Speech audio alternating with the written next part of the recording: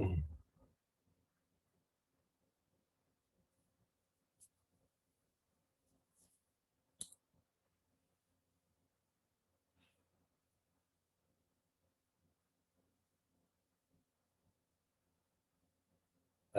안녕하세요.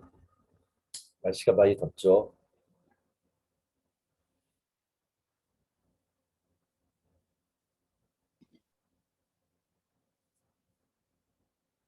네, 나,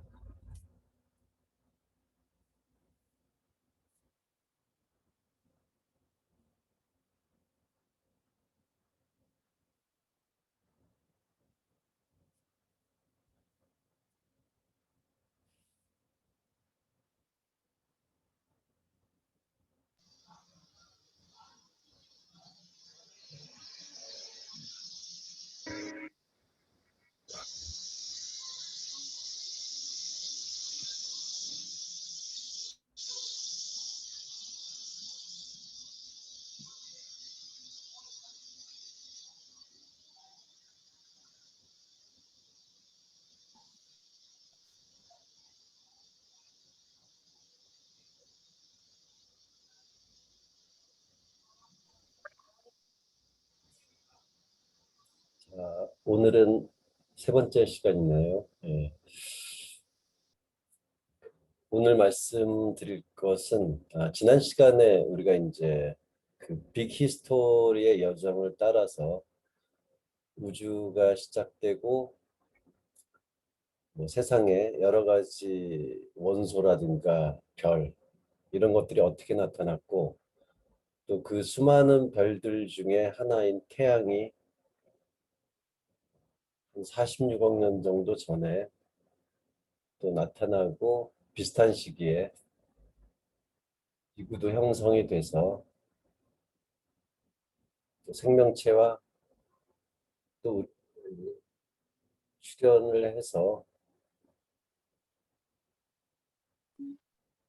뭐 이렇게 과학적인 생각 또 우리가 지금 누리고 있는 여러 가지 문명에 이르기까지 어떠한 여정을 거쳤는지 짧게 말씀을 드렸었습니다. 그래서 오늘은 우리가 이제 그 세상의 많은 것들이 과거와 다르지만은 특히 과학 그리고 과학을 바탕으로 한 문명은 정말로 많이 변했죠. 그래서 그런 이제 과학의 발달과 과학 혁명에 대해서 여러분들과 이제 같이 나눠보려. 제가 진행하면서 혹시 늦게 들어오시는 분들을 수락을 하고 있어서 제가 이제 또 시선이 좀 여기저기 좀 분산될 수도 있는 점은 좀 양해를 바랍니다. 자, 세상은 무엇인가? 뭐꼭 우리가 지금 예전의 사람들이 어떻게 생각했는지를 알 필요가 있을까 싶기는 하지만요. 하지만 우리가 지금 생각하고 누리고 있는 것이 갑자기 하늘에서 떨어진 것은 아니죠. 그래서 우리가 어떻게 해서 지금 이런 생각들을 하고 이러한 사회 속에서 살게 되었는가 그 부분들을 뭐 보는 것도 나름 의미는 있을 것 같습니다. 그래서 그 과거에 우리 조상들 중에 이제 어떤 사람들은 음, 적지 않은 사람들은 이렇게 이제 평평한 판에 우리가 이제 평평해 보이니까요. 사실은 지구의 반지름이 커서 우리가 구지만은 구형의 세계에서 살고 있지만은 이게 이제 상당히 크면은 평평하게 보이는 것이죠. 그래서 평평한 평면에 이제 주위에 바다가 있고 이런 리비아가 좀 크네요. 이쪽에 사는 사람들 생각이었을까요? 자, 뭐 이렇게 조금 더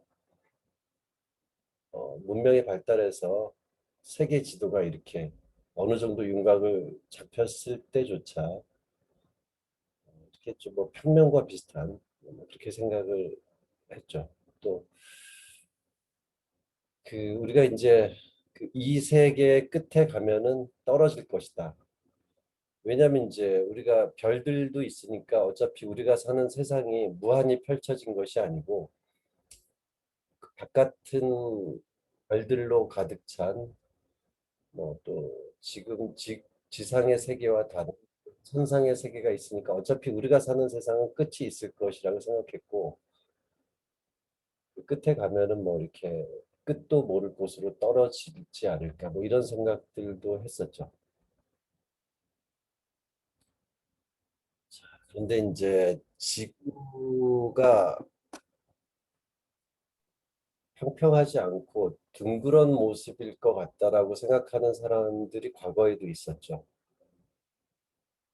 그 지구가 구의 형태일 것이라고 좀 구체적으로 좀 근거 있게 최초로 생각한 사람은 누구였을까요? 물론 우리는 기록을 통해서만 볼 수 있기 때문에 우리가 기록에 근거해서 이야기를 하는 것이고 기록에 남지 않은 또 누군가가 또 있는 말이죠. 자, 어떤 사람은 저 바다에서 이렇게 배가 다가올 때 이게 이제 그 위에서부터 보인다 이런 돛부터 보인다 이렇게 돛부터 보이고 가까이 올수록 배의 몸체가 나타나고 어, 아주 가까이 오면은 이 밑바닥까지 보인다. 이거는 이제 평면일 때는 사실은 우리가 전체적으로 작은 모습이지만 전체적인 모습이 보일 겁니다. 그리고 이제 가까이 다가올수록 좀 더 이제 크게 보이겠죠, 배가. 근데 이제 평면이라면은 처음부터 이렇게 전체적으로 보이다가 점점 커져 보일 텐데, 어, 그 제일 위에 있는 것부터 보이기 시작해서 점점 아래까지 보인다. 이거는 지구가 둥그러해서 그런 것이 아닐까? 뭐 이렇게 생각을 했었죠.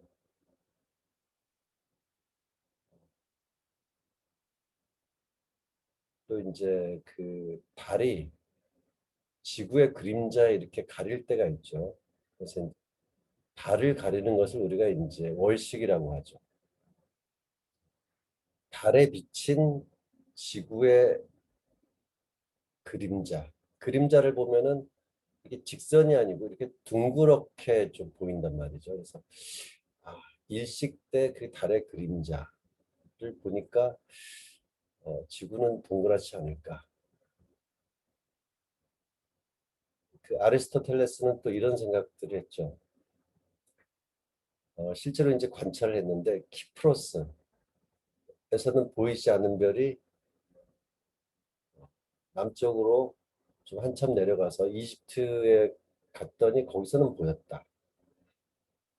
우리가 이제 지구가 평면이라면은 어느 지점에서나 우리가 보는 하늘이 같을 텐데 어느 지점에서나 보여지는 별자리, 별이 같은 모습일 텐데 위치에 따라서 어떠한 별이 보였다가 안 보였다가 이런 것은 지구가 평면이 아니고 구형이어서 그렇지 않을까. 이렇게 아리스토텔레스가 기록에 의하면 이러저러한 이유를 가지고 지구는 구형일 것이다. 그리고 지구는 우주의 중심에 있다. 지구의 중심이 우주의 중심이다. 이런 생각을 했죠. 자, 멋진 생각이죠. 우리가 보여지는 대로만 본 것이 아니고 여러 가지 면에서 관찰을 했더니 그런 관찰 결과를 바탕으로 우리가 해석할 수 있는 어, 그런 모델, 이론을 이야기한 것이죠. 아리스토텔레스의 이러한 태도는 과학적인 태도라고 할 수 있을 것 같습니다. 어, 우리가 이제 단지 제한된 감각 기관을 통해서 보는 것이 다가 아니고 여러 가지 그 관찰을 통해서 합리적으로 생각하는 것이죠. 자, 여러분들이 이제 많이 들으셨겠지만은 지구의 크기를 이제 최초로 측정한 사람, 지구가 이제 완벽한 구형일 것이다. 그리고 태양은 지구로부터 상당히 멀리 떨어져 있다. 이러한 과정을 통해서 그 아리스토텔레스 이후 뭐 한 100년 정도 이후에 에라토스테네스라고 하는 그리스의 그 수학자이자 철학자는 지구의 반지름을 구했던 것이죠. 그래서 이제 그 우리가 이제 지구가 구형이기 때문에 이 지점에서 그 햇볕이 수직으로 들어올 때 같은 시간에 다른 지역에서는 수직으로 들어오지 않고 어떤 각도를 갖는다. 그래서 이 각도를 가지고서 이름을 계산을 했죠. 에라토스테네스. 자, 이렇게 이제 에라토스테네스가 구한 지구의 크기는 지금 현대적인 측정값과 그렇게 뭐 많이 다르지 않습니다. 대단하죠. 우리가 이제 지금 여러분들도 사실 지구의 크기를 아마 구하실 수 있을 겁니다. 지금은 뭐 휴대폰으로 세계 어느 곳과 연결이 되니까 외국에 있는 친구라든가 뭐 우리 뭐 이렇게 지인을 통해서 그 햇빛이 이루는 각도 거기까지 얼마나 떨어져 있는데 거기서는 몇 도일까? 이거 뭐 좀 부탁을 해서 그 값을 알면은 이제 여러분도 이제 측정을 할 수 있습니다. 자, 우리가 이제 시간이 우리 인간의 이제 일상에 들어오게 된 그런 과정을 이제 짧게 한번 보고요. 그래서 어, 덥죠. 이렇게 비가 한번 왔으면 좋겠는데요.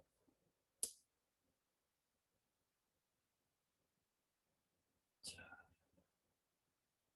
이렇게 이제 세상은 뭐 이렇게 우리가 커다랗게 보면은 해가 떠 있을 때 낮이고 해가 지면은 밤이고 뭐 그러한 것이 반복되죠. 그래서 우리가 이제 반복되는 것은 하나의 이제 시간의 단위로 삼기 좋은 거죠. 그래서 어, 우리가 이제 태양이 떴다가 지는 것 이런 것이 이제 동쪽에서 떠서 서쪽으로 지는 것처럼 우리는 좀 보이죠.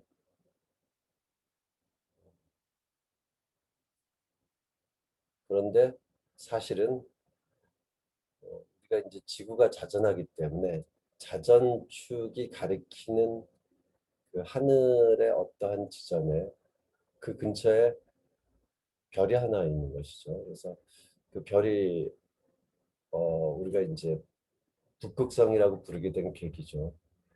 그 별. 그 별을 중심으로 우리가 이제 밤하늘을 잘 관찰을 하다 보면은 북극성을 중심으로 모든 별들이 이렇게 회전하고 있는 것을 사실 볼 수 있죠.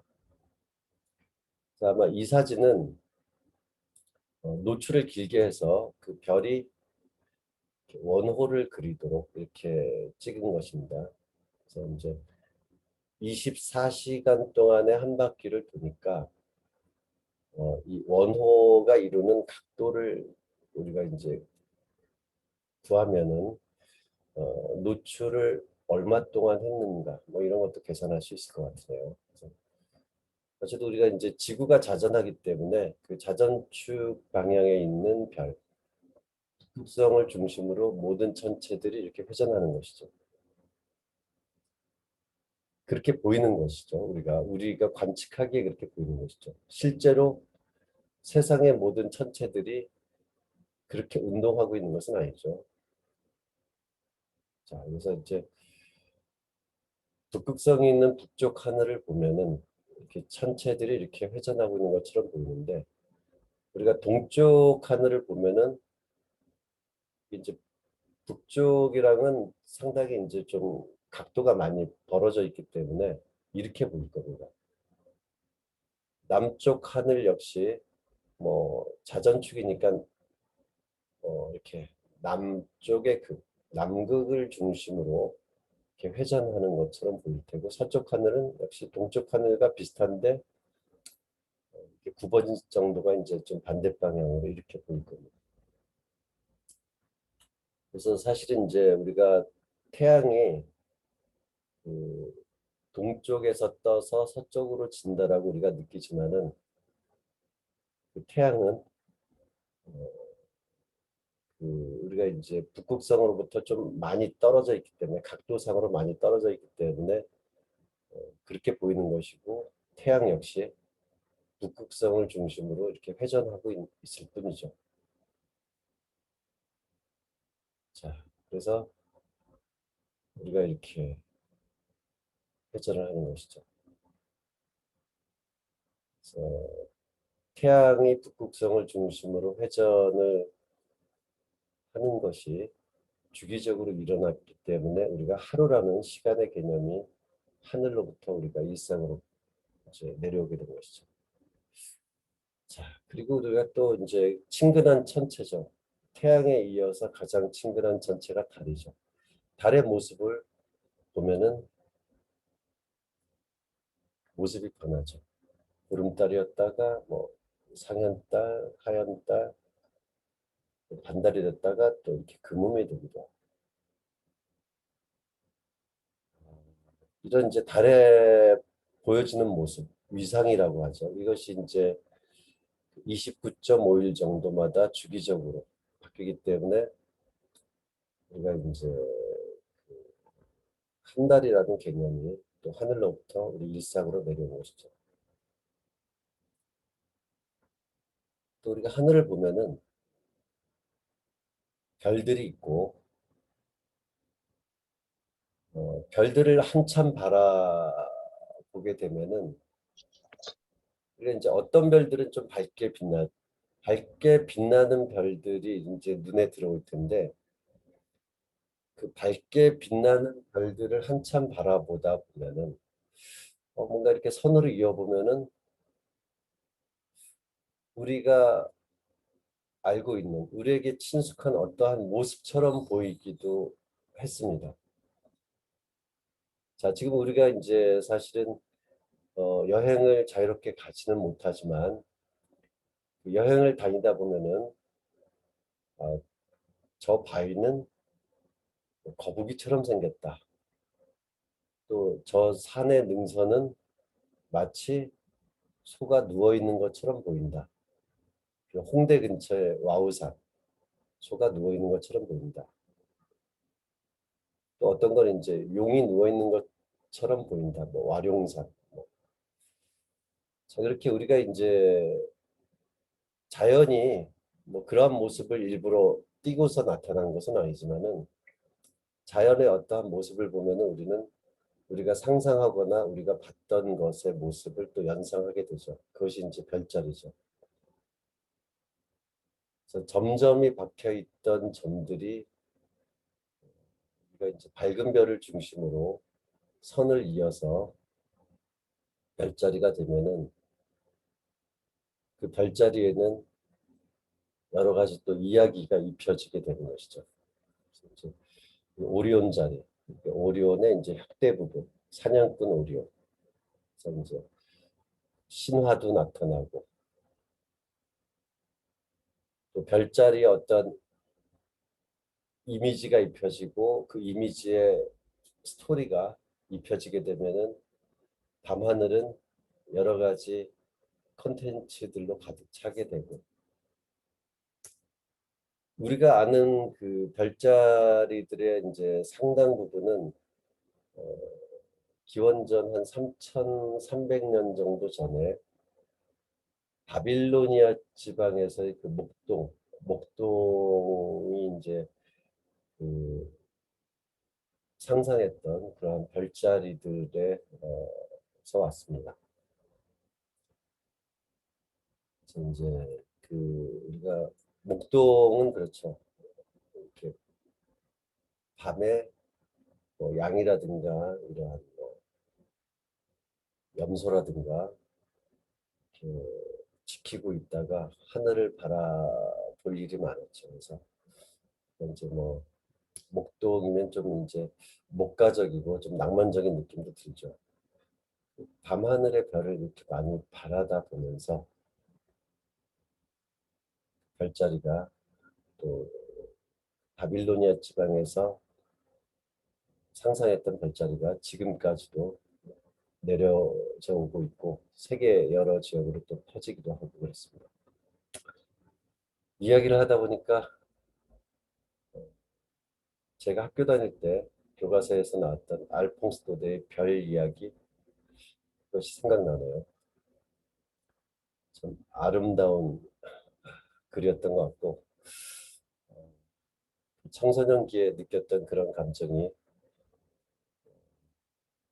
아주 이렇게 가끔 이렇게 생각하면 추억은 뭐 보석과 같아서 가끔씩 꺼내보는 것이라고 하죠. 그래서 보석과 같은 그런 느낌을 줄 때가 있죠.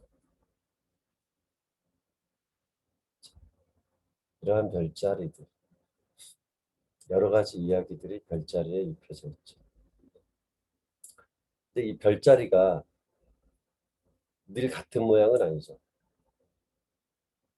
지금 한여름밤에 보는 별자리는 가을이 되면 다른 별자리들로 바뀌죠. 계절에 따라서 별자리가 바뀝니다. 자, 왜 바뀌는지는 여러분들이 뭐 잘 알다시피 지구가 공전을 하고 있기 때문에 태양을 중심으로 공전을 하고 있기 때문에 우리가 이제 태양을 바라보는 쪽은 낮이고요. 반대쪽, 이쪽에 이렇게 하늘을 바라보면서 별자리가 바뀌게 되는 것이죠. 그래서 우리가 지구가 공전하면서 여기서는 이런 별자리가 보이고 여기서는 또 이런 별자리가 보이고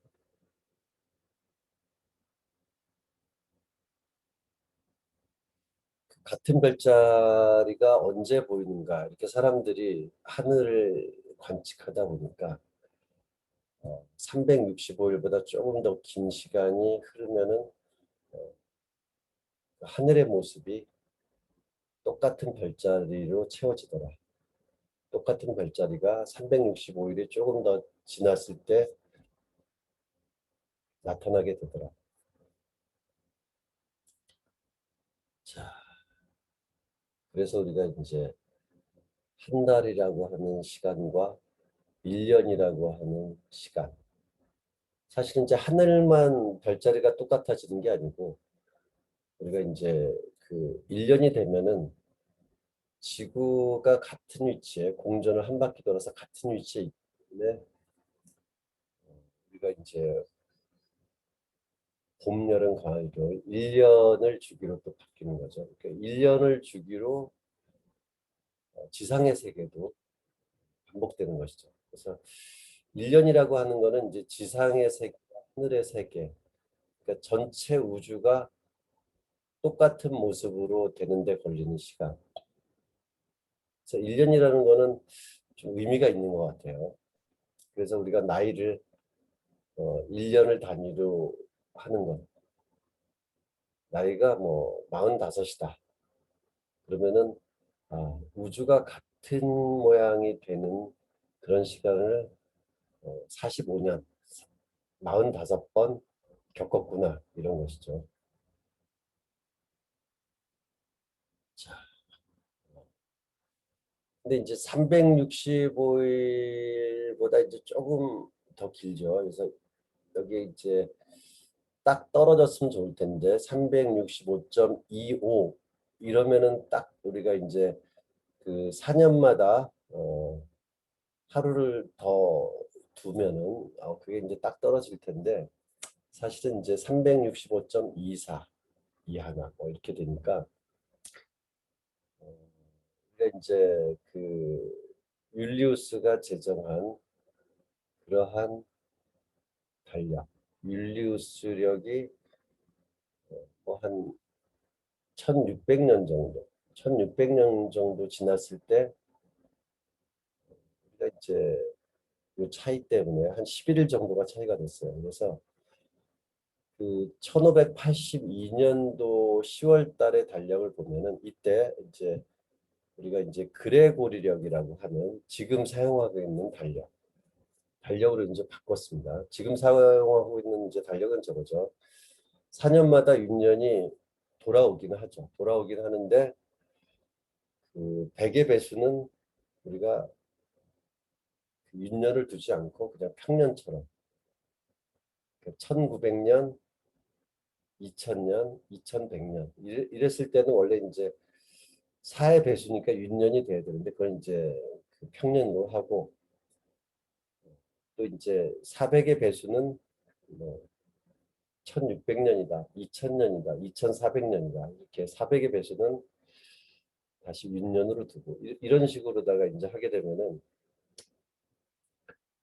자 예전에 그 태양력 그 율리우스력에서는 한 1600년 정도 시간이 지났을 때 11일 차이가 있었는데 우리가 이런 식으로 그레고리력으로 하게 되면은 3300년이 지나야 뭐 하루 정도 차이가 발생하지 않는 하루밖에 차이가 발생하지 않는 그러니까 꽤 우리가 이제 그 하늘의 변화를 우리의 그 달력에 이제 꽤 가깝게 맞추게 되는 것이 되는 거죠. 그래서 지금은 그래서 이제 그레고리력을 쓰고 있는데 그 하루 차이가 나고 또 인간이 계속 존재하게 된다면은 몇천 년, 몇만 년이 지났을 때 또 달력을 어떻게 고치는 것이 또 하늘의 변화와 맞는가? 이것은 또 후손들이 또 생각을 하게 되겠죠. 자, 그래서 1582년도에 이 달력을 보면은 4일에서 껑충 떠서 이제 그 다음 날이 5일이 아니고 15일로 이렇게 되어 있습니다. 실제 달력이 그 당시. 이제 1582년도 10월 7일 날 무슨 일이 일어나는가? 그 날짜 자체가 없는 거죠. 그런 날은 달력이 없습니다, 사실은. 자, 그래서 우리가 이제 하늘의 변화를 통해서 우리가 일상에서 사용하고 있는 그런 시간을 갖고 우리는 이제 살아가고 자, 그거는 뭐 그렇게까지 어렵지는 않았을 텐데 음, 자연은 도대체 어떻게 작동하고 있는 것일까? 뭔가 질서가 있는 것 같은데 어떻게 작동하고 있을 것인가? 그거를 알아내는 것은 좀 어려운 일이었죠. 그래서 또 이제 아리스토텔레스는 이 기원전 4세기 그래서 이제 과학혁명이 일어나기까지 한 2000년 정도, 2000년 이상을 아리스토텔레스의 철학과 이론, 관점이 유럽 쪽을 이제 거의 지배한 것이죠. 그래서 아리스토텔레스가 생각하고 2000년 가까이 유럽에 있었던 그런 생각들. 지상계에서는 이제 그 자연스러운 운동도 있고 그 부자연스러운 운동도 있고 이렇게 이야기를 했죠. 아리스토텔레스는 그렇게 생각을 했습니다. 그 자연스러운 운동은 뭐냐면은 우주의 중심에 우리가 있고 지구의 중심이 우주의 중심인데 물체들은 우주의 중심으로 가까워지거나 또는 멀어지려고 한다. 물질 자체가 그런 속성을 가지고 있다. 가벼운 물질은 지구의 중심으로부터 멀어지려고 하는 그런 속성을 가지고 있고 무거운 물체는 물이라든가 흙과 같은 무거운 물체는 우주의 중심으로 가까워지려고 하는 그런 성질을 가지고 있다. 그런데 이제 우리가 사실 우리가 보면은 돌을 던지면 포물선 궤적을 그리면서 가고 또 돌을 갖다가 우리가 이제 발로 찬다라든가 이렇게 하면은 또뭐 직선 비슷하게 가다가 또 떨어지기도 하고 움직이는 물체는 조금 있으면은 또 정지하기도 하고 우주의 중심으로 가까워지거나 멀어지지 않는 그런 운동들도 있죠. 그래서 그런 운동은 이제 부자연스러운 운동이라고 생각했습니다. 자,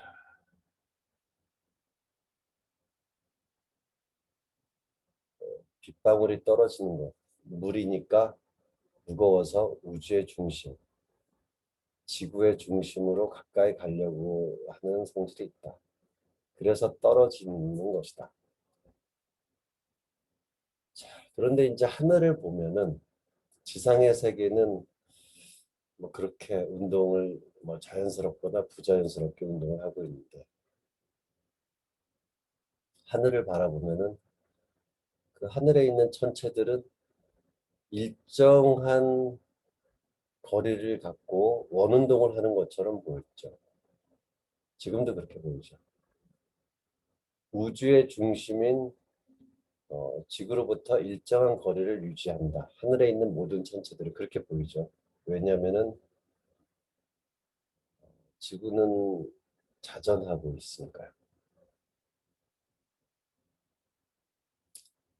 자, 그래서 이제 하늘에 있는 물체는 지구로부터 또는 우주의 중심으로부터 일정한 거리를 유지하려고 하는 성질을 갖고 있기 때문에 지상의 세계랑은 다른 물질로 되어 있을 것이다. 제5의 원소, 아이테르라고 하는 천상의 물질은 아이테르라고 하는 그러한 지상의 세계와는 다른 제5의 원소로 되어 있을 것이다. 왜냐하면 지구의 중심, 우주의 중심으로부터 가까워지거나 멀어지지 않으니까. 자, 그리고 하늘을 완전하니까 원운동을 한다. 이것이 아리스토텔레스가 운동에 대해서 또 세상에 대해서 생각했던 그런 이론이고 주장이었죠. 이런 주장은 이제 2000년 가까이 이어져 왔던 것이죠.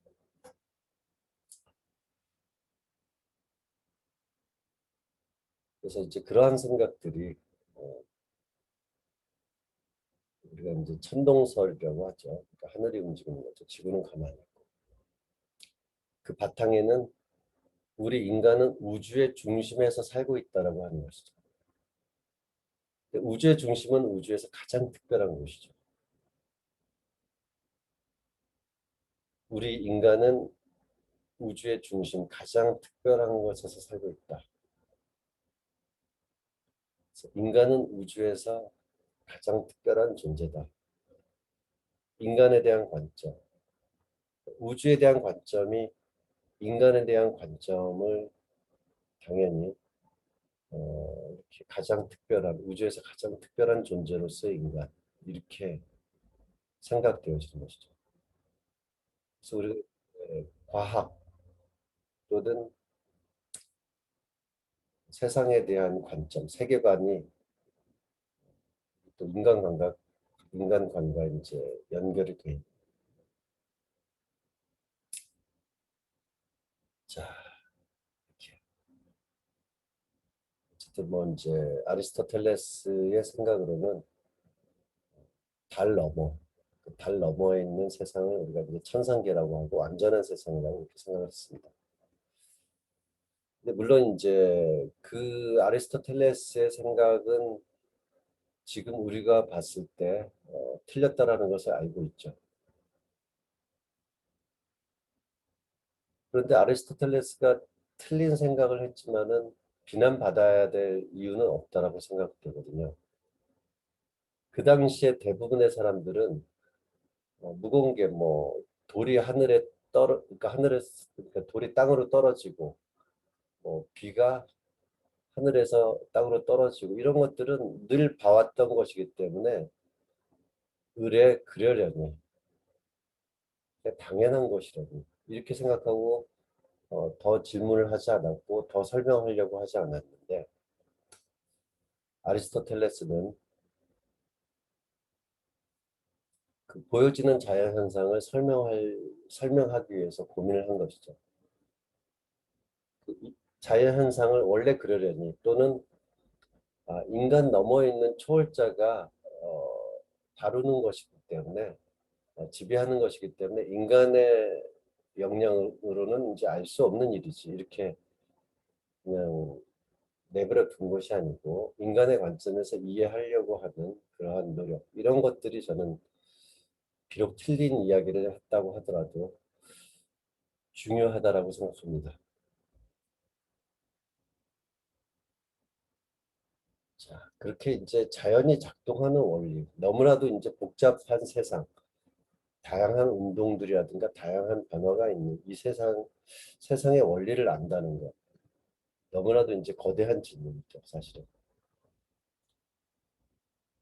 근데 이제 우리가 질서가 없으면은 그냥 혼돈 자체고 이런 뭐 구름이라든가 뭐 산 이런 것들이 뭐 제 형태를 유지하지도 않고 또 생명체라는 것이 존재하기도 힘들었을 텐데 그런 것들이 잘 살아가고 있는 것을 보면은 분명히 어떤 원리는 있는 것 같고 세상에 질서가 있는 것 같고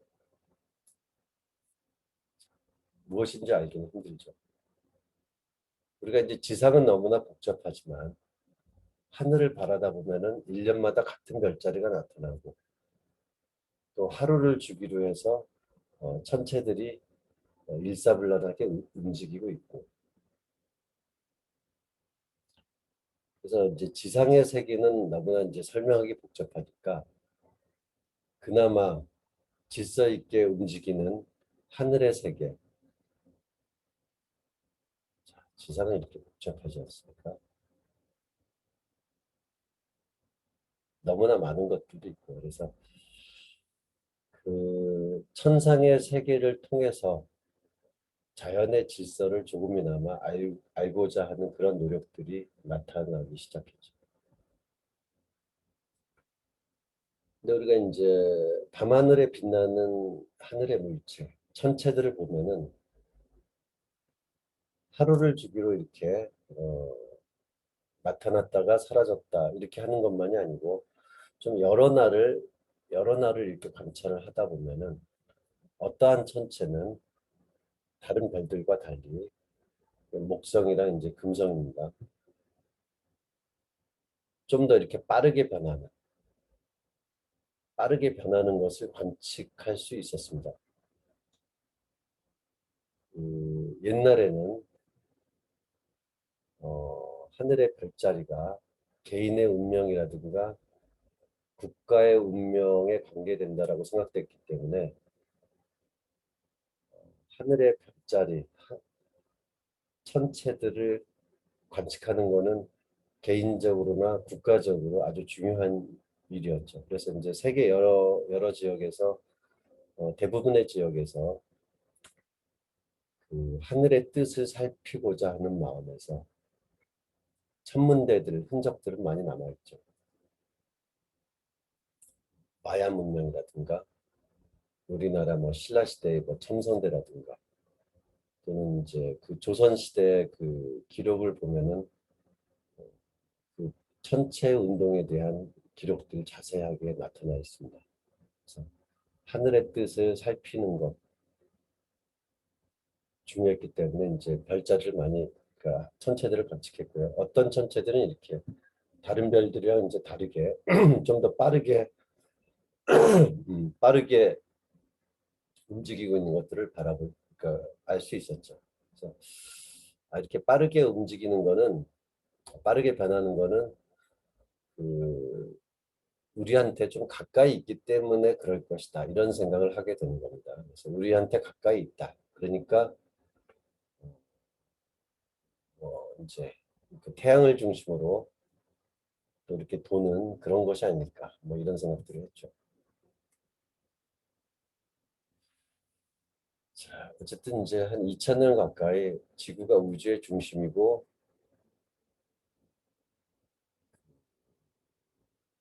뭐 우리랑 이제 좀 가까운 곳에서 돌고 있는 그런 천체들을 발견을 했죠. 그래서 우리가 이제 맨눈으로 보면은 토성까지는 발견할 수 있었습니다. 그리고 이제 금, 지, 화, 목, 토. 그러니까 천왕성과 명왕성은 이제 맨눈으로는 사실은 이제 너무 멀리 떨어져 있어서 보이지는 않는 거죠. 그러니까 이제 사실은 이제 별성자를 쓰고 있지만 행성들이지만 이제 별성자를 쓰고 있지만은 그 별은 스스로 태양처럼 스스로 빛을 내는 천체이고 행성은 별 주위를 도는 그런 천체죠. 그리고 별주위를 도는 행성, 행성주위를 도는 것을 우리가 위성이라고 하죠. 그래서 이제 달도 위성이고 지구라는 행성주위를 돌기 때문에 달도 위성이고 또 사람이 만들어서 지구 주위를 돌고 있는 그런 인공위성들도 많이 있죠.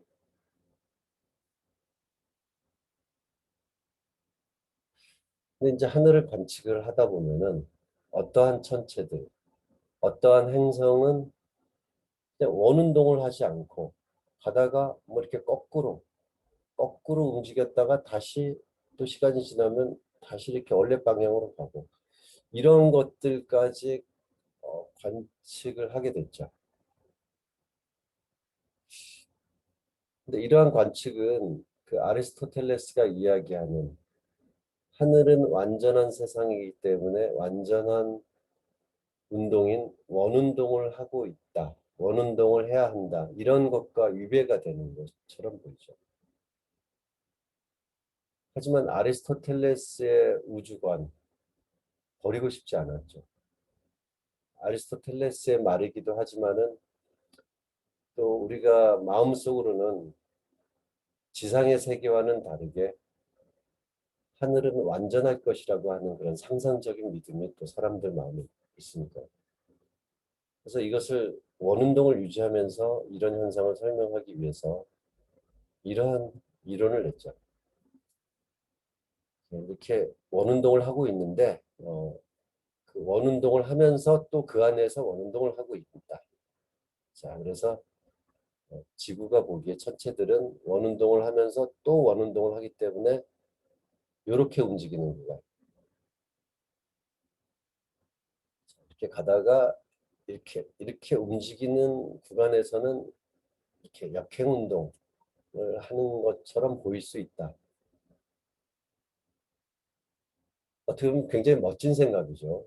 뭐 틀린 이론이지만 멋진 생각이죠. 그 하늘이 완전한 운동인 원운동을 하고 있다라는 것을 포기하지 않으면서도 이 역행 운동을 설명할 수 있으니까요. 자, 그래서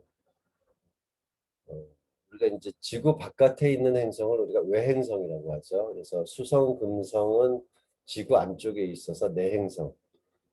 그러니까 지구 바깥쪽에 있는 화성, 목성, 토성. 그러니까 외행성들은 이제 역행 운동이 보이거든요. 사실 이제 역행 운동이 보이는 이유는 바깥에 있는 궤도일수록 이 공전하는 속력이 느리거든요. 그래서 이제 지구가 더 빨리 움직이기 때문에 어떤 지점에서는 이제 뒤로 가는 것처럼 상대적인 속도가 움직임이 뒤로 가는 것처럼 이렇게 이제 보이는 것이 사실 이제 그 외행성의 역행 운동의 이유 이유이지만 그런 것들을 뭐 이렇게 알 수 있었던 건 아니기 때문에 뭐 이런 식으로 설명을 한 것이죠. 그래서 이제 그 기원전 그 한 4세기에 아리스토텔레스가 주장을 했고 그다음에 뭐 한 4, 500년 정도 지나서 프톨레마이오스라고 하는 걸출한 천문학자가 그 알마게스트라는 책을 썼습니다. 알마게스트는 우리나라 말로 하면 이제 위대한 책. 책 이름을 저렇게 위대한 책이라고 자기가 이름을 붙이는 게 좀 쉬운 일은 아닌데 뭐 그렇게 다른 사람들로부터도 그렇게 인정을 받았죠. 워낙 뛰어나게 그런 그 천체 운동에 대해서 이론을 펼쳤던 사람이니까.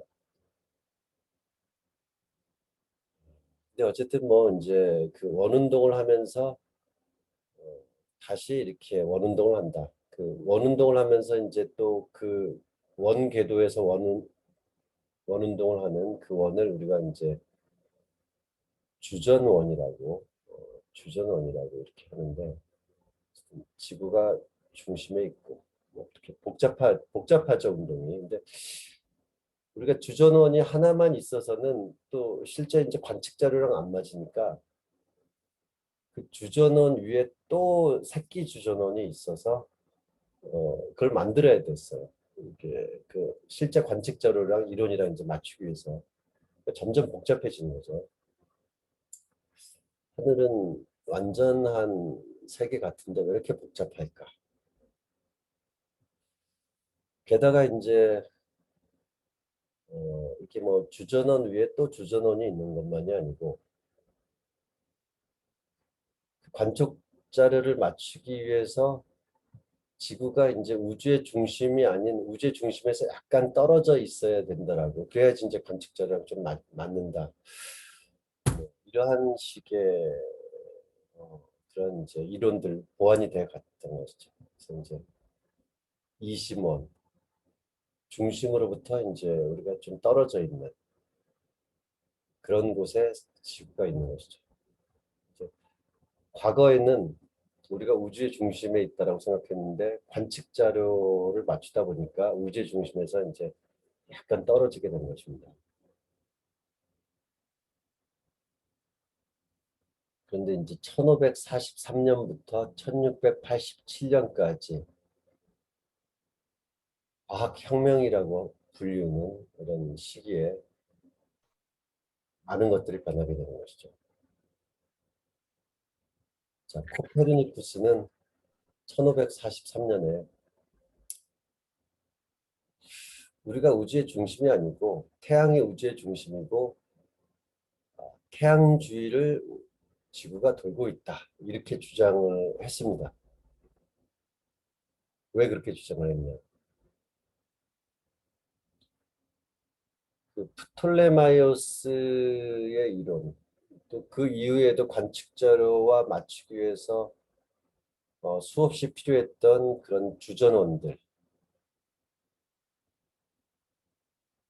그러한 것들은 굉장히 복잡하죠. 근데 지구가 태양 주위를 돌고 있으면서 다른 천체들을 본다라고 생각을 하면은 상당히 이제 간단한 기하학적인 모델로 꽤 정확하게 천체 운동을 설명할 수 있었기 때문이죠.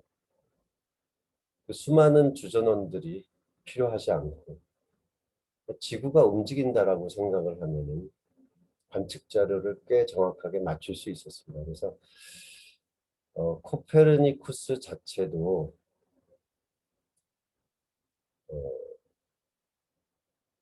이게 사실 이제 너무나 이제 혁명적인 생각이었기 때문에 내가 꼭 이것이 맞다라고 주장하는 것은 아니고 책에 그렇게 써 있습니다.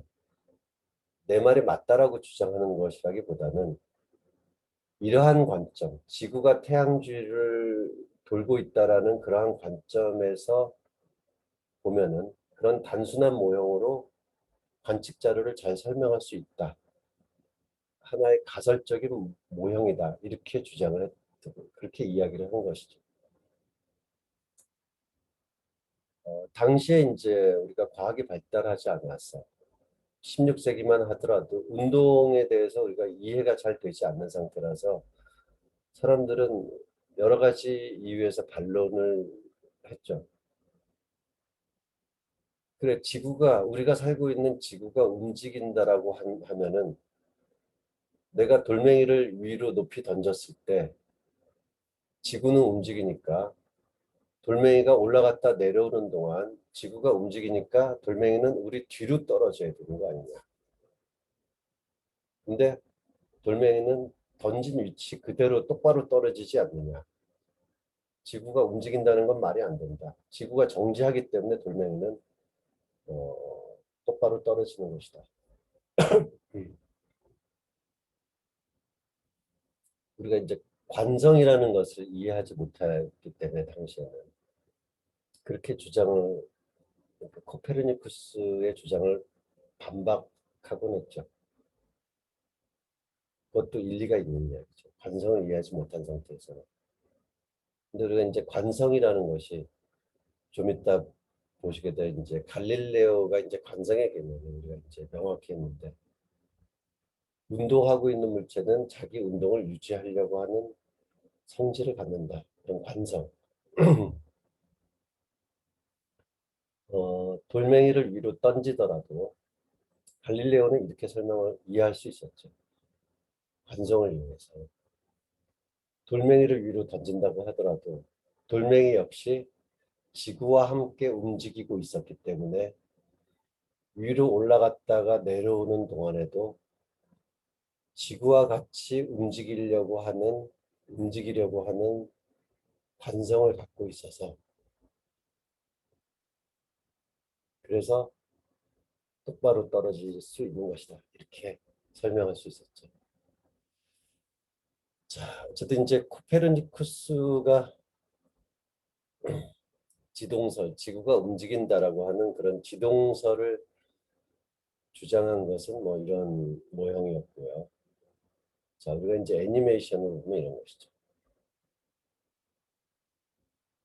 태양을 중심으로 행성들이 공전하고 있고 지구도 그 행성들 중에서 하나이고. 자, 이제 보시는 것처럼 안쪽 궤도일수록 안쪽에 있는 행성일수록 빠르게 움직입니다.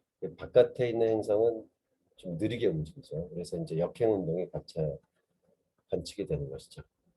왜 멀리 있는 것은 느리게 움직이고 가까이 있는 것은 빠르게 움직일까? 단순하게 설명을 드리면 이렇습니다. 그 질량이 있는 물체들끼리는 서로 잡아당기는 인력, 모든 물체는 그런 인력을 가지고 있죠. 그래서 만유 인력. 근데 이제 태양이랑 가까이 있으면은 우리가 이제 거리가 가까울수록 만유 인력이 크기 때문에 이게 이제 빨리 돌지 않으면은 태양에게 이제 잡아먹히게 되는 거죠. 태양으로부터 가까워질 수밖에 없는 거죠. 근데 이제 태양으로부터 같은 거리를 유지하기 위해서는 빨리 돌아야지 이렇게 원심력이 커지는 거죠. 이제 멀리 있는 거는 그 만유 인력이 상대적으로 작기 때문에 원심력이 작아도 평형을 이룰 수 있는 거죠. 원심력과 만유 인력의 평형을 이룰 수 있는 것이죠. 그래서 이제 멀리 있는 것은 공전 속도가 느립니다. 멀리 있을수록. 그렇게 간단히 설명을 드릴 수는 있겠네요. 자, 그리고 이제 역사상 가장 어, 뛰어난 관측 천문학자라고 부를 수 있는 티코 브라헤라고 하는 사람이 있었습니다. 그래서 이 티코 브라헤는 이제 관측을 굉장히 정밀하게 했던 사람이죠. 관측만이 아니고 굉장히 이제 그 자기의 그 결점을 남에게 보이지 않으려고 하는 그런 성격이 강했던 것 같습니다. 그래서 이제 티코 브라헤가 이제 죽은 이유는 어, 어디 파티에 갔다가 오줌이 마려운데 자리를 화장실에 갔다 온다라는 얘기를 하기 싫어서 참고 있다가 방광이 터져서 며칠 후에 죽었다라고 이렇게 이야기가 됩니다. 그래서 어, 하여튼 그럼에도 불구하고 이제 티코 브라헤는 굉장히 뛰어난 관측 천문학자였고요. 그래서 이제 티코 브라헤는 자기의 이제 관측 자료를 그 정밀한 관측 자료를 갖다 설명하기 위해서 이렇게 자기의 모형을 이야기했죠. 그 다른 행성들은 태양을 중심으로 공전하고 있는 것 같다. 관측 자료를 맞추기 위해서. 그런데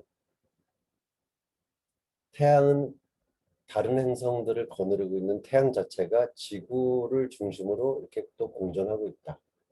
여전히 우주의 중심은 지구이고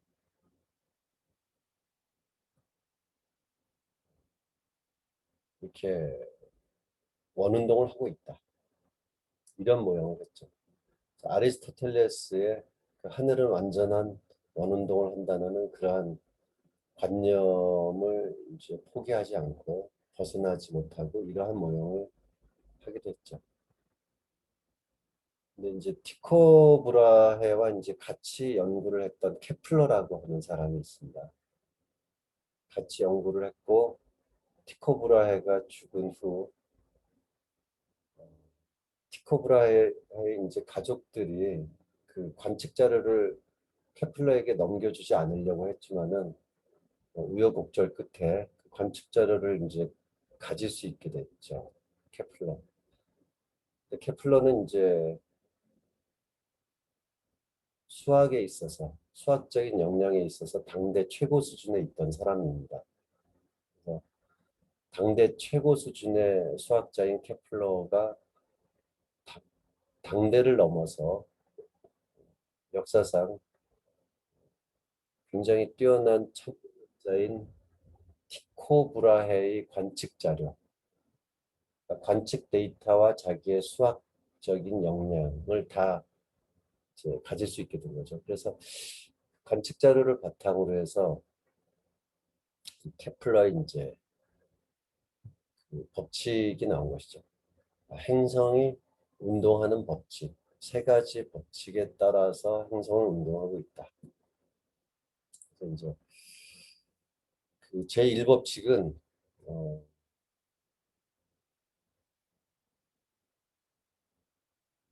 태양이 태양을 중심으로 지구가 이렇게 공전하고 있는데 원운동을 하고 있는 것이 아니고 타원 궤도를 갖고 공전하고 있다.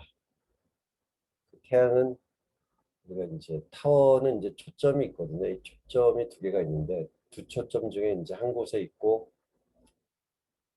지구는 타원 궤도로 공전하고 있다. 이것이 이제 제1법칙입니다. 그리고 이 법칙은 우리가 이제 타원 궤도를 공전하고 있으면은 어느 공전 궤도에서는 태양이랑 가깝고 또 어느 궤도상에서는 이제 태양으로부터 먼 뭐 이런 경우가 있는데 이렇게 생겼을 뿐이 없는데 같은 시간 동안에 이 그리는 면적이 같다라는 것이 그것이 이제 이 법칙이죠. 그래서 면적 같은 시간 동안에 그리는 면적이 같다. 이것이 이 법칙입니다. 그런데 이제 보시면은 이 법칙이 먼저 나오고 1법칙이 3년 후에 나왔습니다. 이거는 이유가 있죠. 케플러조차도 하늘은 완전하기 때문에 원운동을 해야 된다는 원운동의 그런 관점을 벗어나기가 힘들었기 때문입니다. 그래서 그 1602년에 이 법칙을 발견하고 나서 원운동으로서 관측 자료를 이렇게 설명하기 위해서 여러 가지 모형을 했는데 다 맞지 않았어요. 원운동을 포기할 수는 없었고 그렇다고 누구보다도 티코 브라헤가 얼마나 뛰어나고 정밀하게 관측 자료를 만들었는지 누구보다도 잘 아는 케플러가 또 티코 브라헤의 그 데이터를 불신할 수도 없었고 그래서 이제 몇 해 동안 고민을 하다가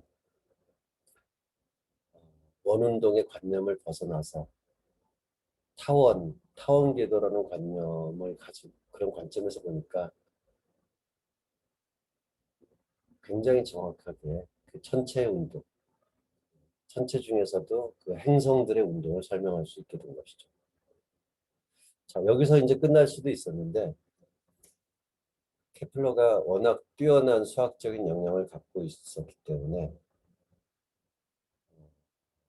이렇게 또 행성들의 자료를 잘 이렇게 분석을 하다 보니까 한 십몇 년 동안 또 연구를 해서 세 번째 법칙을 발견한 것이죠. 그래서 이제 공전축의 제곱이 그 긴 장반경이라고 하는데요.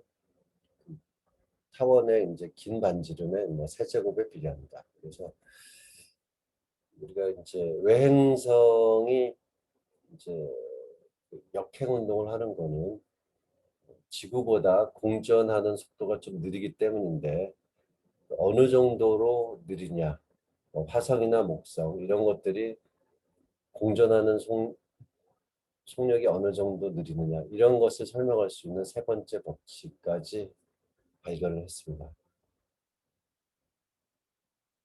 자, 케플러는 이제 이론적으로 하늘의 완전함에서 좀 벗어난 것이죠.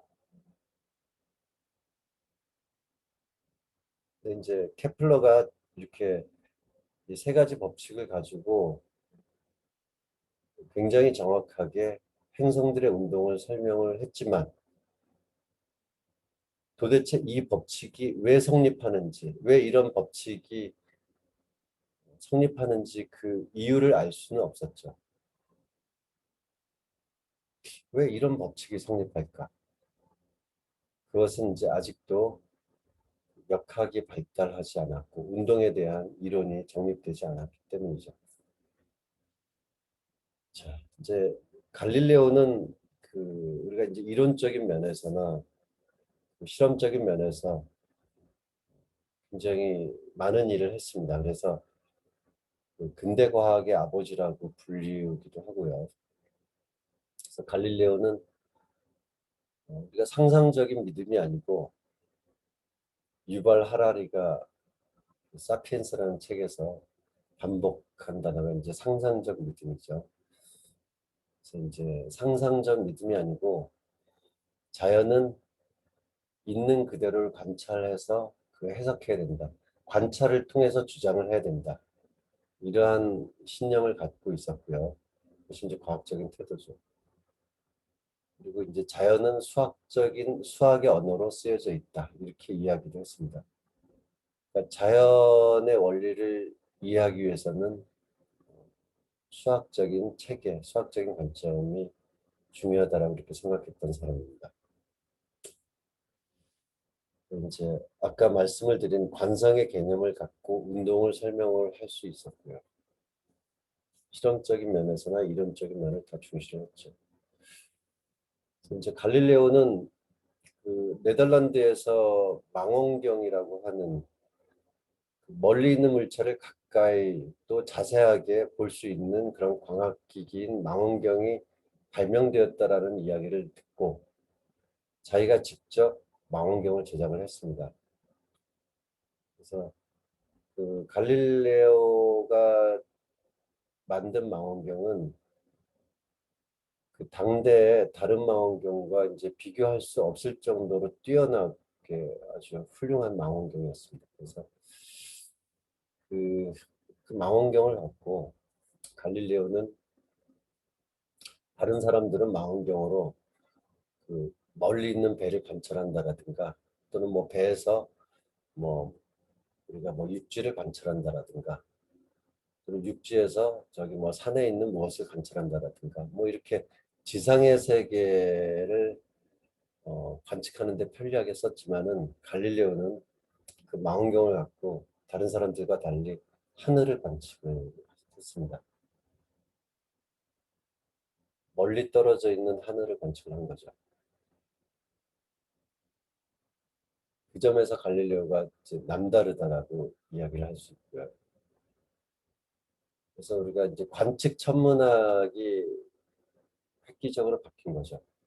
인간의 시력을 넘어서는 그런 광학기기를 갖고 하늘을 관측을 했더니 목성 주위를 도는 목성의 위성 4개를 발견을 했습니다. 그래서 이상하죠. 그 아리스토텔레스에 따르면 모든 천체는 지구를 중심으로 원운동을 해야 되는데 목성의 위성들은 지구가 아닌 목성이라고 하는 천체를 중심으로 공전하고 있습니다. 그래서 관측에 의해서 아리스토텔레스의 생각이 틀릴 수 있다라는 것을 갈릴레오는 느끼게 된 것이죠. 자, 우리가 이제 그 금성을 또 보면은 금성이 이제 태양과 달을 제외하고는 밤하늘에서 가장 밝은 천체가 금성이거든요. 그래서 금성은 밝기 때문에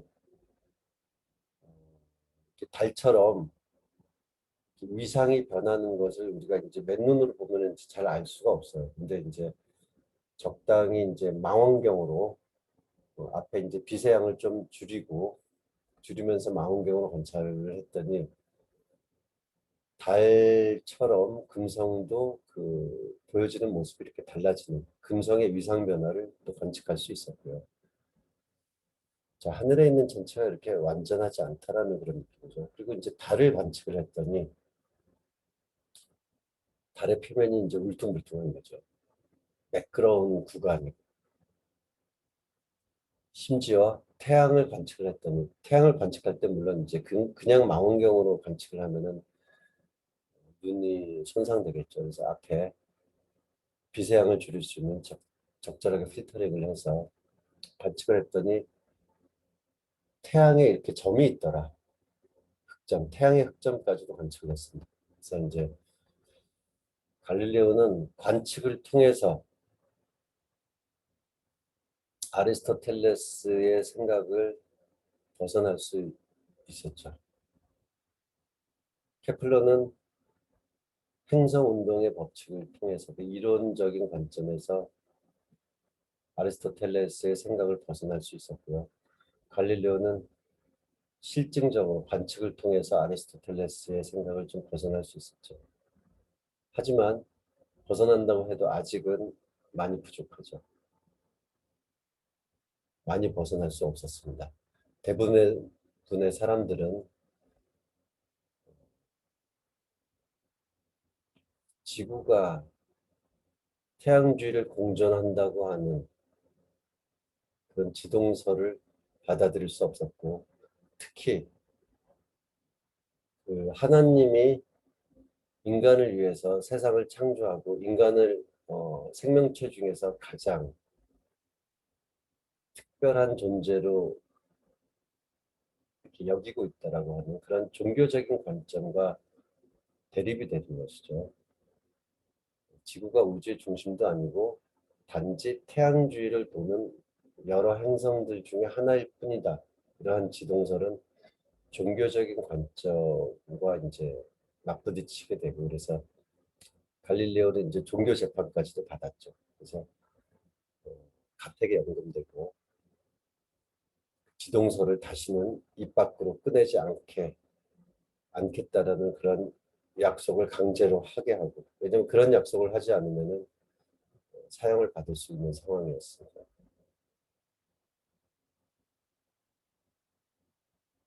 그렇지만 뭐 갈릴레오가 자기의 신념을 꺾은 것은 아니고, 자기도 이제 본인이 또 어쨌든 연구를 계속해야 됐고, 뭐 가택연금을 받은 상태에서 연구도 계속했습니다. 그래서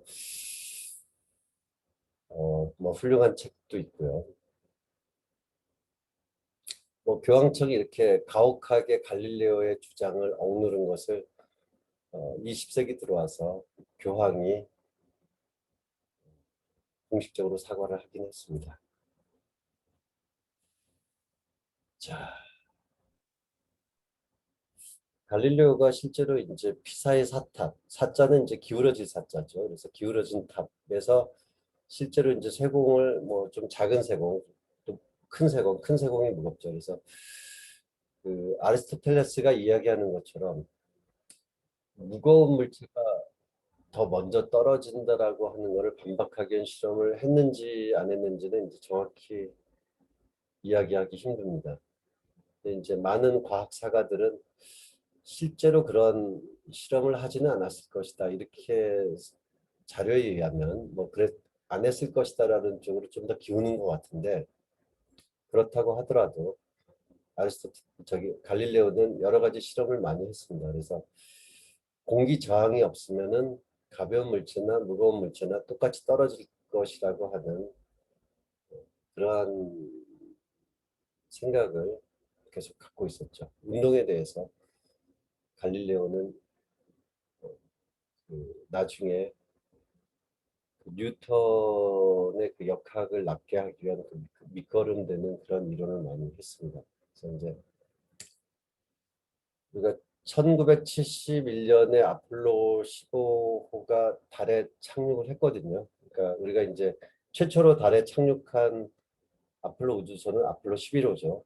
그래서 11호가 이제 69년인가요? 69년에 달에 착륙하는 그러한 장면이 전 세계에 생중계되기도 했었죠. 근데 그 아폴로 11호 이후에도 그 아폴로 계획에 따라서 그 아폴로 우주선 몇 차례 달에 착륙을 했습니다. 그 중에서 하나 아폴로 15 우주선이 착륙을 했고 그때 우주선이 재밌는 실험을 하나 했어요. 망치와 깃털을 같은 높이에서 떨어뜨린 거죠. 이제 달은 어, 지구보다도 작은 천체이기 때문에 중력이 작죠. 그래서 중력이 작기 때문에 그 대기가 없어요. 이렇게 대기를 잡아둘 만큼의 중력이 되지 않았거든요.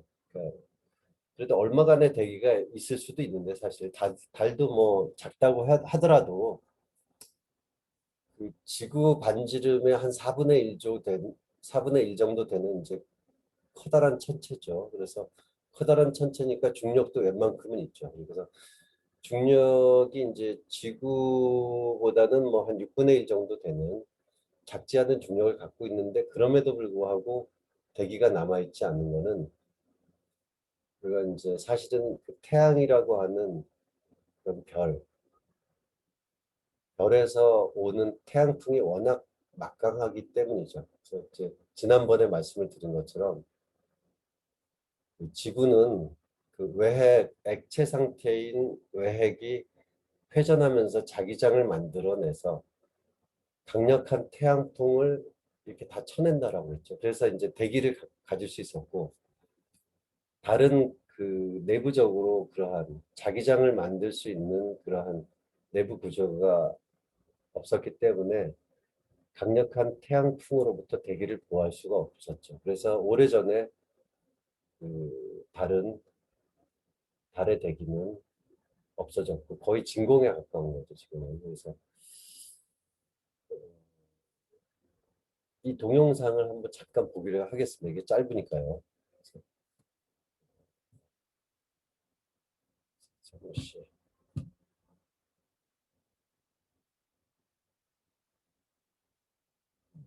잠시 보기를 하겠습니다.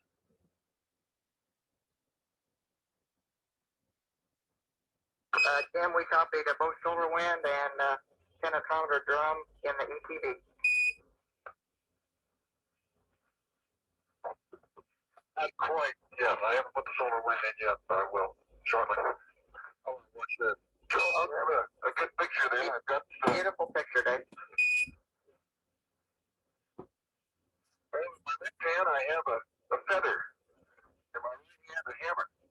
But I guess one of the reasons we got here today was because of a gentleman named Galileo a long time ago who made a rather significant discovery about falling objects in gravity fields.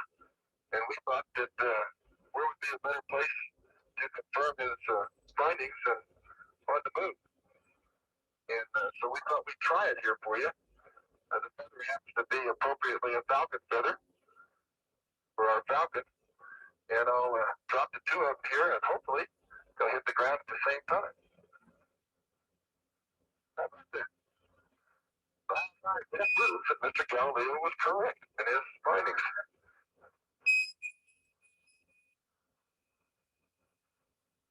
뭐, 그, 재밌는 실험이죠. Superb.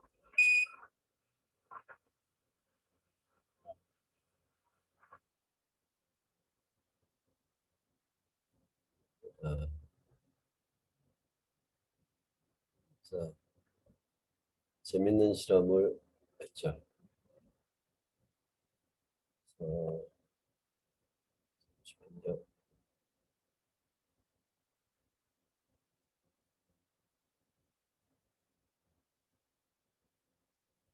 어, 자, 화면이 잘 보이시나요? 채팅으로 잠깐 말씀해 주시겠어요? 아, 예. 고맙습니다.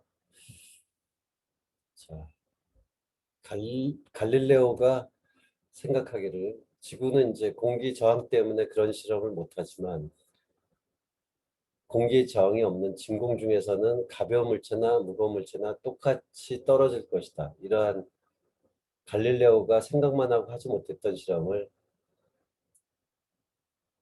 아폴로 우주인이 실험을 해서 그 염원을 풀어줬죠.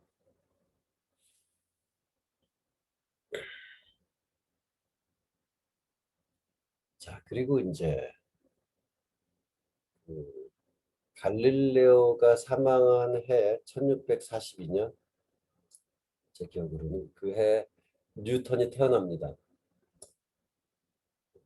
뉴턴은 1687년에 과학혁명을 완결짓는 책, 프린키피아라고 하는 책을 발표를 하게 되죠. 이 책이죠. 그래서 초판은 이제 라틴어로 쓰여 있고요. 여기 뒤에 있는 이 책은 이제 영문판이죠. 초판은 이제 라틴어로 해서 프린키피아. 원래 이제 원 제목은 자연 철학의 수학적 원리. 근데 이제 원리에 해당되는 그 라틴어 프린키피아로 이제 줄여서 또는 프린키피아 매스메티카라고 이렇게 이야기되는 책이죠. 이제 이 책은 1687년에 나왔는데 그 뉴턴이 이 책을 쓰려고 애초에 생각했던 것은 아니라고 합니다. 그러니까 이제 헨리 해성을 발견한 것으로서 우리에게 알려진 이제 에드문트 헨리라고 하는 그런 천문학자, 과학자가 있었어요. 그래서 이제 그 헨리가 하루는 뉴턴한테 그렇게 물어봤죠. 케플러의 행성 운동의 법칙은 너무나도 정확하게 행성의 운동을 잘 설명했기 때문에 많은 과학자들이 케플러의 행성 운동의 법칙을 맞다라고 생각을 했고요. 그래서 그 타원 운동을 하려면은 그 행성이랑 태양 사이에는 어떠한 종류의 힘이 되어야지 그 타원 운동을 하느냐 이렇게 음, 뉴턴한테 한번 물어봤어요. 뉴턴은 이제 그 헨리가 물어볼 당시만 하더라도 이미 여러 분야에서 과학적으로 뛰어난 이론을 발표하고 그 다 인정받았죠. 저는 인정을 받았습니다. 그래서 그 인정받는 뉴턴한테 물어봤더니 뉴턴은 대답을 했어요. 아, 거리의 제곱에 반비례하는 힘으로 태양과 행성이 끌어당기고 있으면은 행성은 타원 궤도를 돌게 된다. 이렇게 바로 답변을 했어요. 그때 이제 헨리가 놀랬죠. 어떻게 그렇게 아느냐.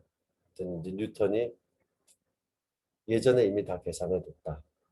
예전이라는 거는 뉴턴이 그 캠브리지 대학을 다닐 때 그때 이제 유럽에서 흑사병이 창궐해서 고향집에 내려와 있는 동안 20대 초반에 그때 뉴턴은 사실은 이 프린키피아라는 책에 나오는 운동 법칙과 만유인력의 법칙에 대해서 상당 부분 그때 젊었을 때 연구를 이미 해둔 상태였죠. 그거를 뭐 구태여 책으로 낼 생각을 갖고 있지는 않았어요. 그러니까 이제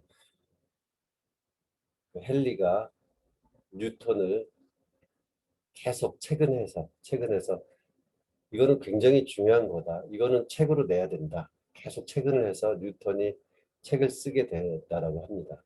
그래서 이제 이 프린키피아 책의 서문을 보면은 특별히 에드문트 헨리에게 감사하다라는 그러한 내용이 나옵니다.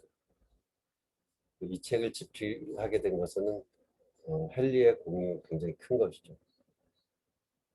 그래서 우리가 이제 그 에드문트 헨리 해성의 발견자로만 알고 있지만 보통은 그렇지만 어떻게 보면 이제 훨씬 커다란 일은 뉴턴으로 하여금 이 프린키피아 매스메티카를 저술하도록 그렇게 한 것이죠.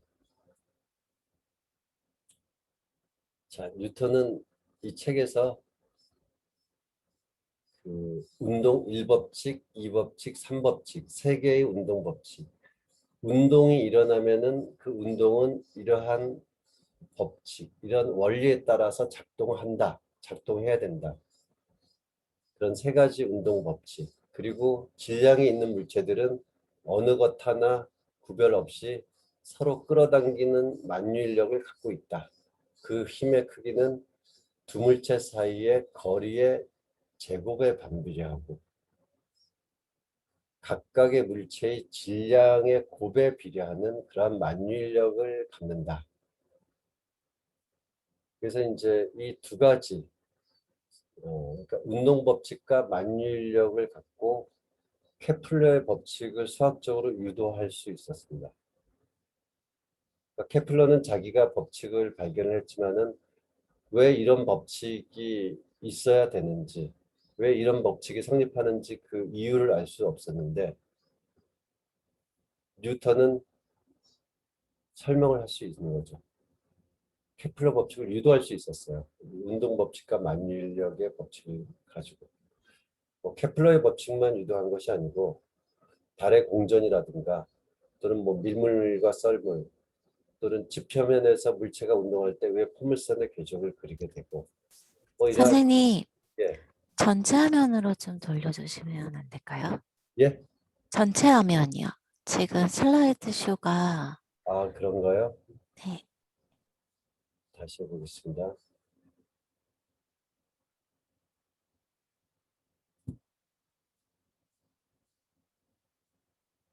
잠시만요.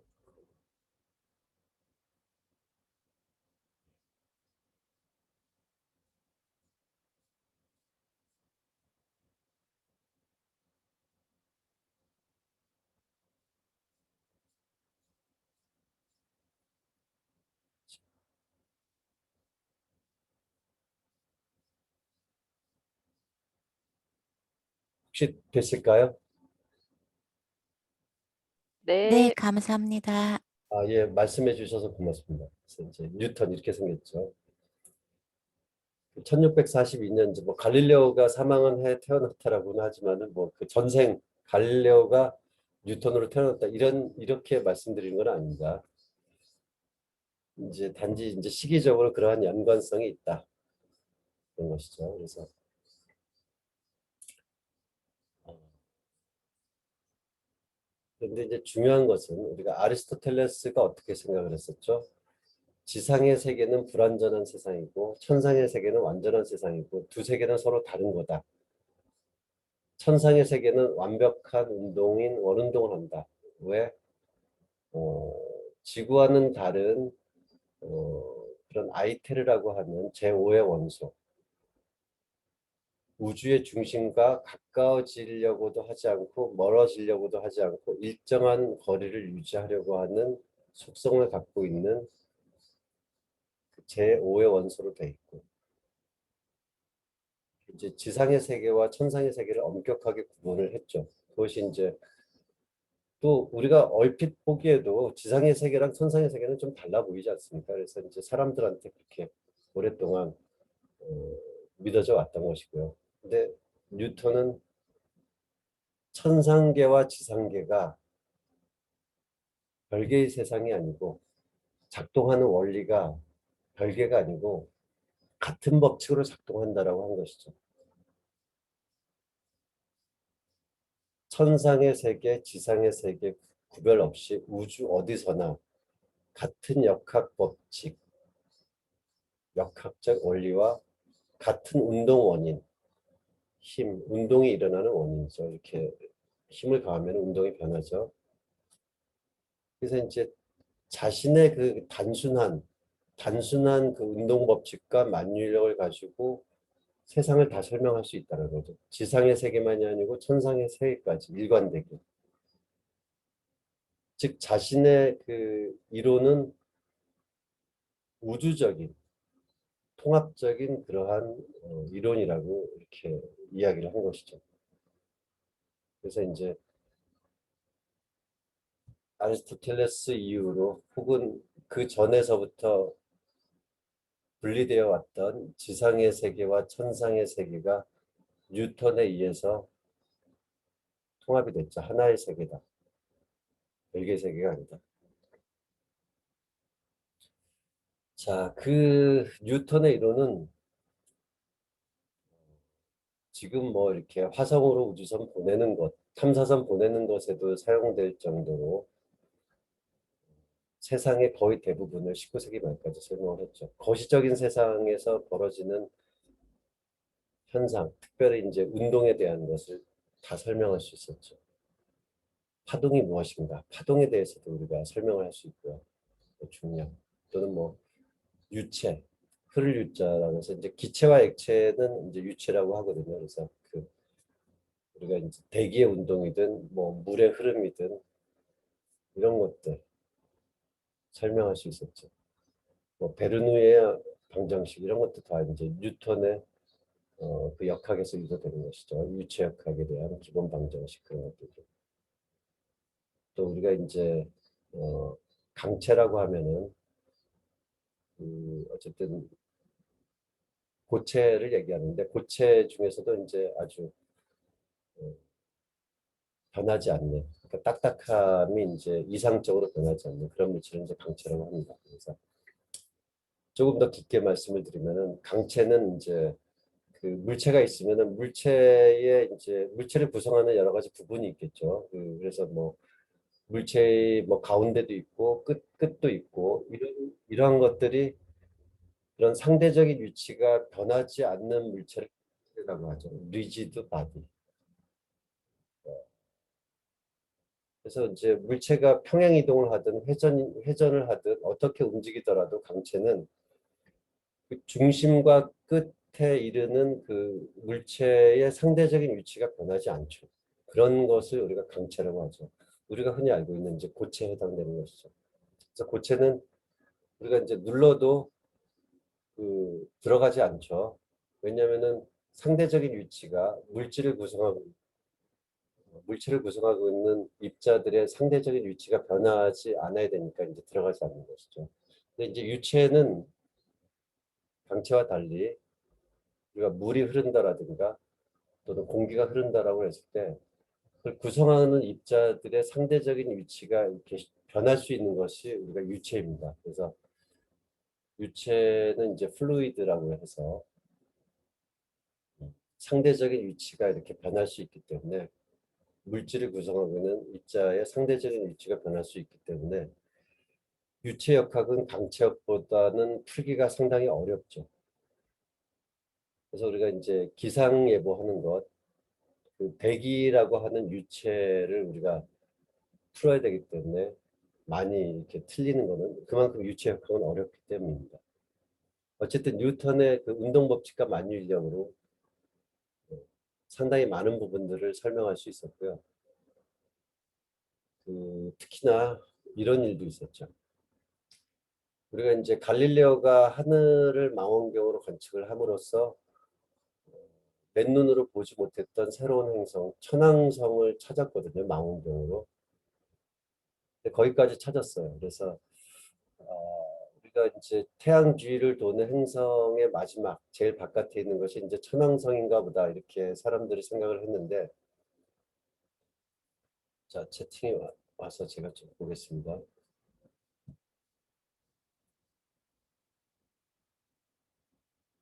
파동의 매질 운동 이 부분은 제가 나중에 다시 말씀을 드리도록 하겠습니다.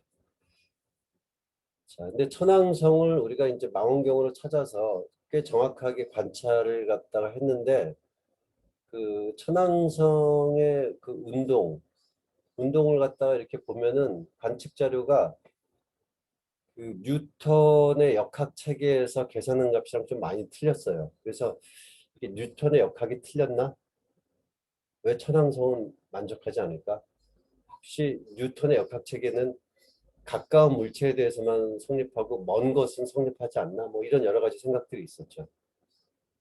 근데 이제 르베리에라고 하는 이제 프랑스의 그 과학자가 가설을 하나 세웠어요. 그래서 천왕성 너머에 우리가 아직 발견하지 못한 새로운 행성이 있어서 그 행성의 영향으로 천왕성의 궤도가 관측값과 좀 다르게 되는 것이 아닐까 해서 계산을 했습니다. 뉴턴의 역학에 따라서. 그래서 하늘의 어느 지점에서 어느 위치에 어느 정도의 질량을 갖고 있는 그 발견하지 못한 행성이 있다라고 가정을 하고서 이제 천왕성의 운동을 설명할 수 있었어요. 그래서 그 자기의 이제 계산 결과를 천문대에 보냈죠. 이렇게 한번 그 위치를 면밀하게 한번 살펴봐 달라. 그래서 이제 천문대에서 그날 저녁 그 르벨리에가 이제 이야기한 위치에 망원경을 갖다 대고 이렇게 잘 관찰을 했더니 진짜로 있었어요. 해왕성. 여지까지 발견하지 못해. 이렇게 해왕성은 뉴턴의 역학으로 먼저 발견을 하고 관측으로 나중에 확인을 하게 되었습니다. 그럴 정도로 새로운 행성을 여지까지 발견하지 못한 새로운 행성을 발견할 수 있을 정도로 뉴턴의 역학은 너무나도 훌륭한 것이었죠. 그런데 우리는 지금 고전 역학이라고 부르죠. 현대 역학은 이제 고전 역학이랑 좀 다르고요. 그래서 나중에 또 현대 역학을 말씀을 드리겠지만 어쨌든 뉴턴의 역학은 거의 성배와 같이 우주의 운동, 지상의 운동 다 설명을 했었죠. 자, 그리고 이제 뉴턴의 역학으로 이제 설명하기 힘든 열과 관련된 그러한 현상은 열역학이라는 것으로 이제 19세기에 또 발달을 한 부분이 있고요. 뉴턴 역학으로 설명하기 힘들었던 전기와 자기적인 현상은 또 전자기학이라고 하는 그런 부분이 또 역시 19세기에 정립이 됩니다. 하지만은 이런 전자기학과 열역학이 뉴턴 역학 바깥에 있지만은 세상의 상당 부분을 설명한 것은 뉴턴의 역학이었죠. 자, 그럼 과학이 발달을 하고 세상은 많이 변했습니다. 제가 인터넷에서 가져온 짤이고요.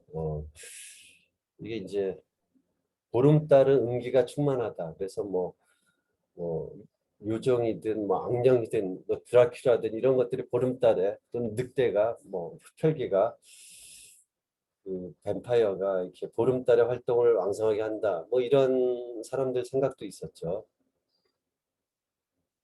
근데 달은 스스로 빛을 내는 천체가 아니죠.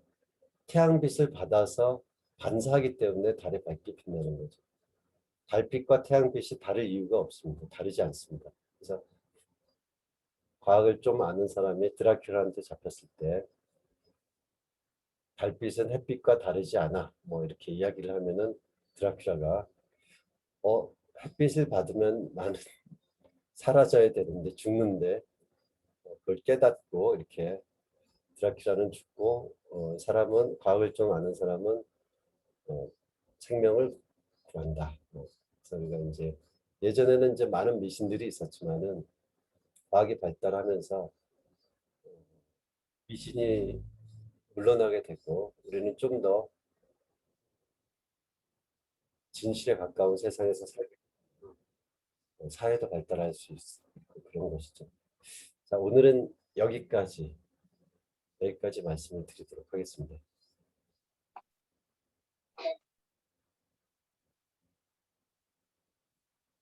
자,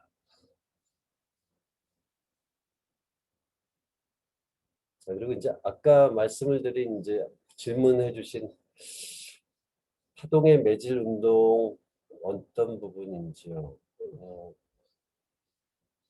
뉴턴 역학으로 이제 파동이 운동하는 것, 파동에 대한 이해를 할 수 있었다라는 얘기죠. 그러니까 우리가 이제 파동이라는 거는 사실은 이제 그 매질이라고 하는 물질이 미시적으로 이제 진동을 하고 있는 건데 그 미시적인 물질의 진동이 집합적으로 단체적으로 일어나서 우리가 거시적으로 볼 수 있는 것이죠. 그래서 매질의 진동이 이제 그 단체적으로 일어나서 우리가 보는 것이 이제 파동인데 그래서 파동은 물질이라기보다는 그 에너지를 전달하는 방식 중에서 하나고 자연 현상이라고 할 수 있죠. 그래서 우리가 양자역학에서 뭐 빛이 또는 전자가 파동이냐 물질이냐 이렇게 물어보는 것은 사실은 좀 정확한 얘기는 아니에요. 왜냐하면 파동은 물질이 아니고 현상이니까요. 그래서 파동성을 갖고 있느냐, 입자성을 갖고 있느냐, 뭐 이런 식으로 물어보는 게 좀 더 정확하겠죠.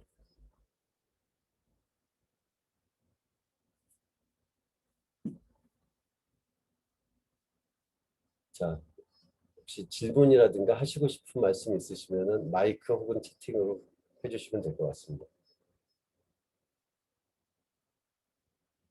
공간이 시간을 만들었다면 공간은 시간에 따라 다르게 느껴지지만 총량은 같다는 게 상대성의 이론을 이해하는 건가요?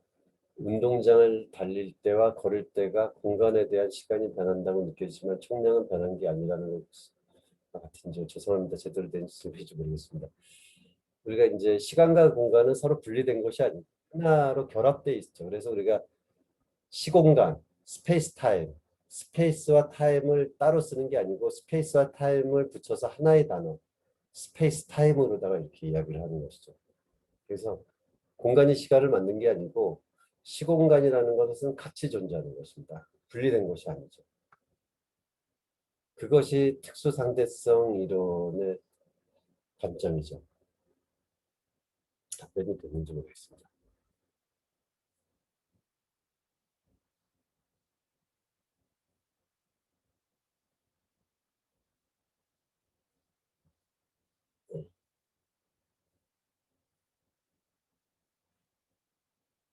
웹툰이요? 예, 아마 사이언스 세이브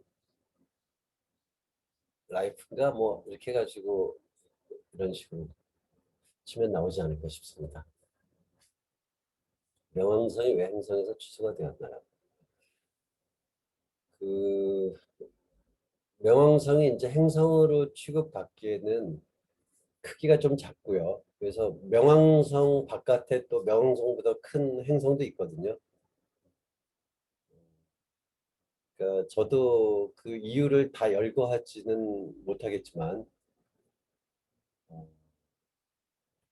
일단은 뭐 크기가 작고 여러 가지 면에서 다른 행성들이랑 좀 구별되는 그 천체적인 특성이 있었습니다. 그래서 전체 회의에서 반대를 무릅쓰고 취소가 된 거죠. 결론이 이렇게 난 거죠. 그래서 인터넷에서 아마 그 자료를 찾아보시는 게 제가 답변을 드리는 것보다 더 낫지 않을까 싶습니다. 제가 천문학 적은 전공이 아니고 약간만 알고 있기 때문에 이 정도만 답변 드리는 것 양해를 바랍니다.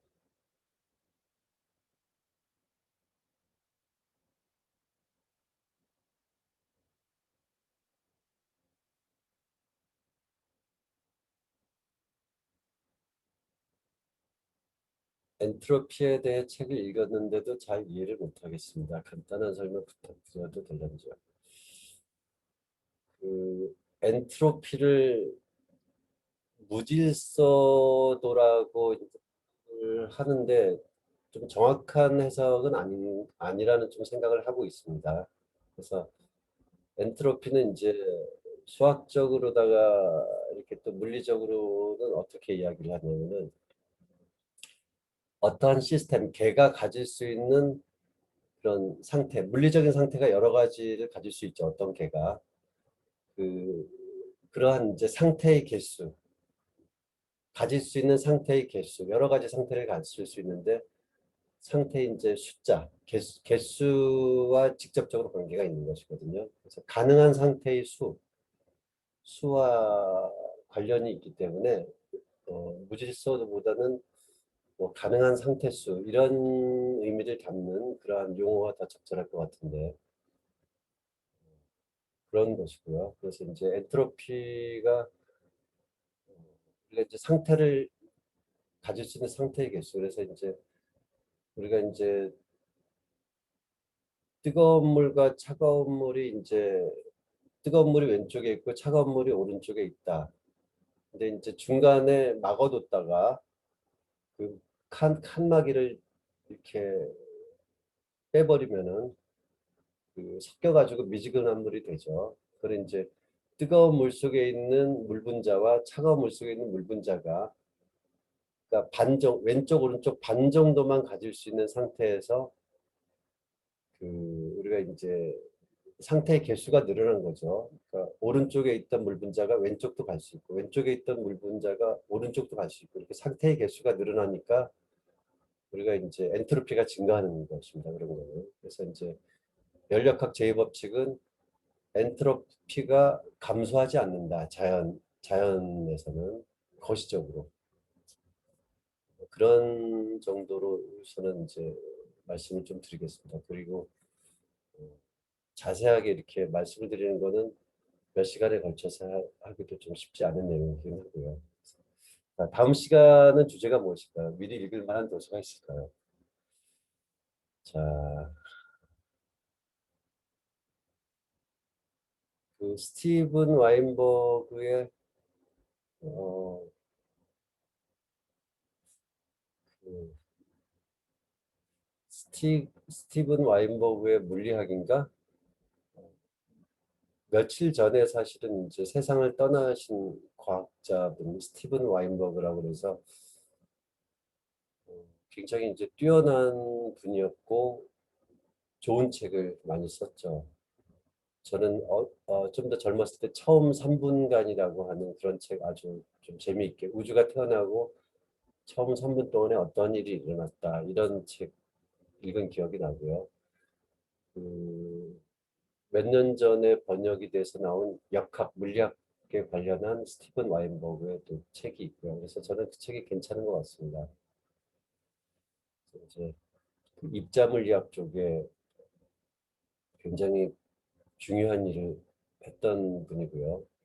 그러니까 힉스 모형 우리가 이제 2013년도인가요? 이렇게 가속기에서 힉스를 발견을 했죠. 그거를 이론적으로다가 예측을 했던 그 이론을 만든 분이기도 하고 스티븐 와인버그로 이제 치면은 아마 책을 찾으실 수 있을 것 같습니다.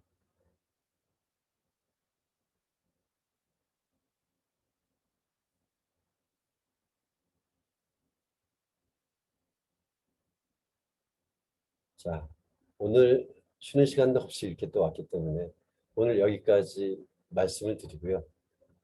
다음 주 또 목요일 날 오전 10시에 뵙도록 하겠습니다. 네, 애쓰셨고요. 더운 여름 건강하고 즐겁게 잘 보내시기 바랍니다. 네, 고맙습니다. 네, 감사합니다. 예, 고맙습니다.